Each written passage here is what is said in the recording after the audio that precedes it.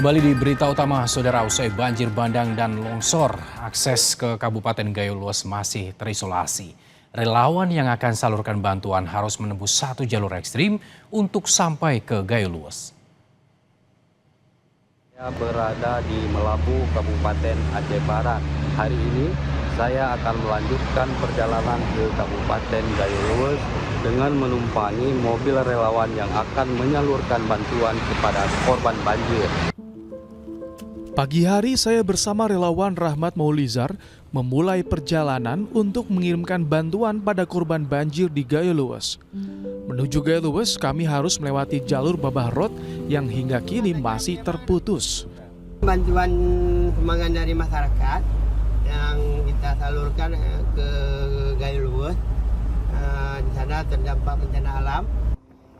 Di tengah perjalanan, kami harus berhenti karena hujan turun. Seluruh bantuan harus ditutup terpal agar tidak rusak ketika sampai di lokasi. Jalur Babah Road ini memiliki medan yang ekstrim. Selain tanjakan curam, sesekali kami harus melewati jalan yang tertutup longsor. Pengemudi yang melewati jalur ini harus ekstra hati-hati. Sesampainya di Kecamatan Tongra, jalan utama putus total, sehingga kita harus melewati jalan sempit permukiman penduduk di saat hari sudah gelap.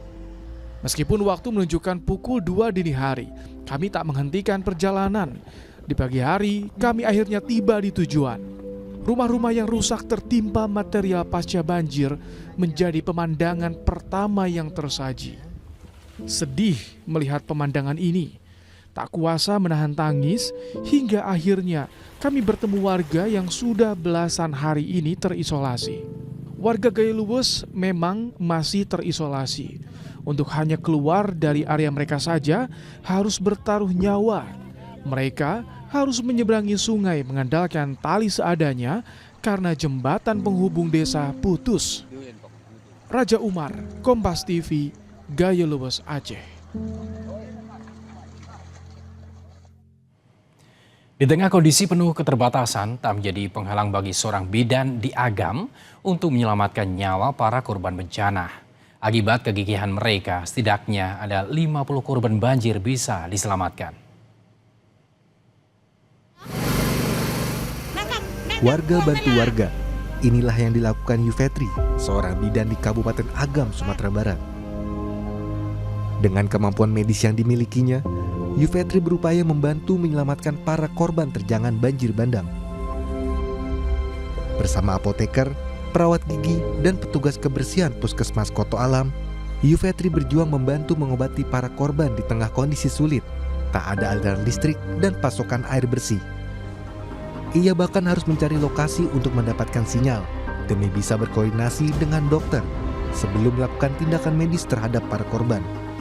Sampai jam 4 subuh kami nggak berhenti, ada mayat, ada yang luka-luka, nih tentara di sini semua pasien Pak.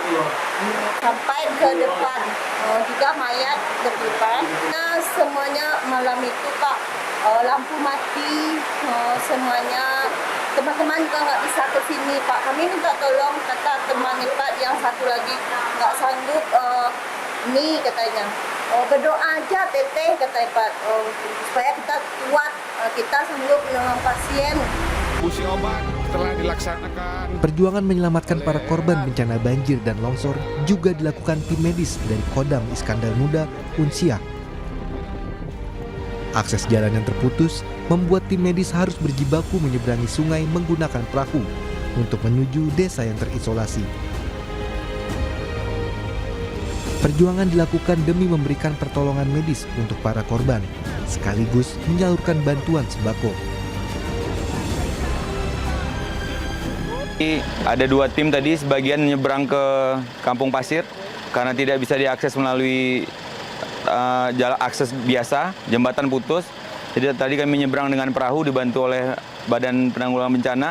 Kemudian sebagian lagi mengantar logistik ke Uyam Beriring dengan berbagai macam obat-obatan. Saat ini 6 desa di Kecamatan Tripejaya, Gayo Luas masih terisolasi akibat jembatan putus dihantam banjir bandang.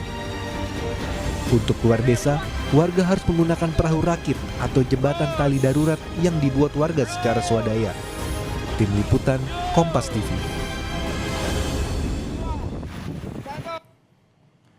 Saudara, banjir bandang yang menerjang Aceh, Sumatera Utara, dan Sumatera Barat menghancurkan rumah warga. Saat ini mereka hanya bisa menunggu uluran tangan pemerintah menyediakan tempat yang layak untuk mereka tinggali dan melanjutkan hidup. Semua bangunan rusak, bahkan beberapa di antaranya hanya tinggal pondasi. Banjir bandang yang menerjang wilayah Aceh Utara membuat rumah bantuan yang dibangun pasca tsunami Aceh 2004 silam di pesisir desa Kuala Cangkoi, 8 tidak bisa ditempati lagi. Sudah 2 pekan, warga bertahan di tenda pengungsian yang dibangun secara mandiri sambil menunggu bantuan dari pemerintah. Harapan kami supaya bisa cepat diberikan yang baru, yang layak huni lah. Supaya masyarakat lebih aman, damai seperti dulu lagi. Situasi yang sama juga terlihat di desa Kuning Gayo Lues. Puluhan rumah porak-poranda akibat diterjang banjir bandang 26 November lalu. Mayoritas warga yang berprofesi sebagai petani mengaku sudah tak memiliki apapun untuk kembali membangun rumah. Tak ada barang yang bisa diselamatkan saat bencana banjir terjadi. Mohon bantuan para penolong. Rumah kami nggak ada kan. Kalau memang nggak ada bantuan, memang nggak bisa terbangun lagi ya rumah. Nggak bisa. Makan pun kadang nggak bisa, apalagi rumah, Pak. Makan pun kadang nggak bisa. Yang itu ya rumahnya. Ya. Para korban banjir berharap posko maupun hunian yang layak segera dibangun agar mereka bisa bertahan dan melanjutkan hidup seperti sedia kala. Pak Prabowo bangunlah rumah kami, Pak. Karena kami makan pun, Pak, nggak ada. Apalagi bangun rumah, Pak. Tim Liputan, Kompas TV.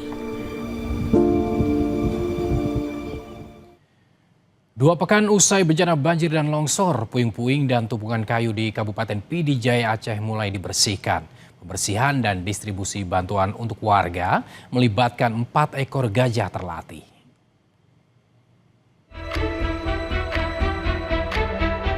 Empat gajah Sumatera dari Pusat Pelatihan Sari dilibatkan dalam penanganan pasca bencana di Desa Menasahbi, Kabupaten Pidi Jaya, Aceh. Gajah-gajah tersebut ditugaskan melintasi medan berat berbahaya di Kecamatan Merah II yang tidak terjangkau alat berat. Gajah-gajah ini membantu membersihkan puing dan tumpukan kayu sisa banjir bandang dahsyat pada 26 November lalu. Tak hanya itu, 4 ekor gajah juga mengangkut bantuan untuk warga dan mencari korban hilang. Target kita kemarin itu sekitar 7 hari lah, mungkin lebih kurang ya kan. Mungkin ya kita lihat-lihat titik aja, kita pun pembersihan yang di samping-samping rumah warga yang nggak bisa buka pintu, yang ada kayu-kayu masuk di dalam rumah ya kita tarik. Ya kita hanya kasihan sama masyarakat ya kan. Nah, itu sasaran kita gitu. Desa Menasahbi di Kabupaten Pidi Jaya termasuk di antara titik paling parah terdampak bencana. Pemanfaatan gajah untuk bantuan bencana merupakan praktik yang telah lama dilakukan di Aceh, terutama setelah tsunami dahsyat tahun 2004.